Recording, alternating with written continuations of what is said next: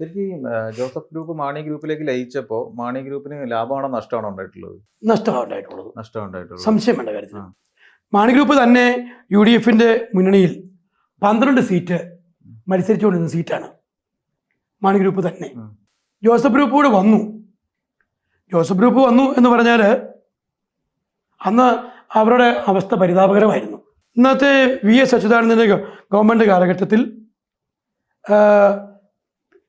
P Joseph സാറിൻ്റെ ഒരു കേസുമായി ബന്ധപ്പെട്ട് അദ്ദേഹം രാജിവെച്ചപ്പോൾ അവരുടെ പാർട്ടിക്കകത്ത് ആകെപ്പാടെ കൺഫ്യൂഷൻ, ആര് മന്ത്രിയാകണം എന്നും പറഞ്ഞ് അവർ 4 MLA-മാരാണ് അന്ന് ആ പാർട്ടിയിലുണ്ടായിരുന്നേ.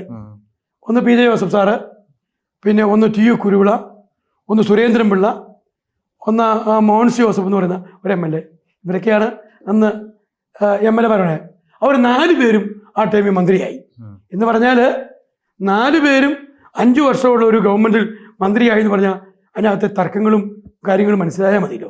ഇവിടെ ആ കാലത്ത് കോൺഗ്രസും ഞങ്ങൾ ഉൾപ്പെടുന്ന UDF-ഉം വലിയ മുന്നേറ്റം നടത്തി നിൽക്കുകയായിരുന്നു. അപ്പോൾ ആകെ ഒരു പരിതാപകരമായ ഒരവസ്ഥയിലാണ് ഇവരുടെ പാർട്ടി നിന്നിരുന്നത്.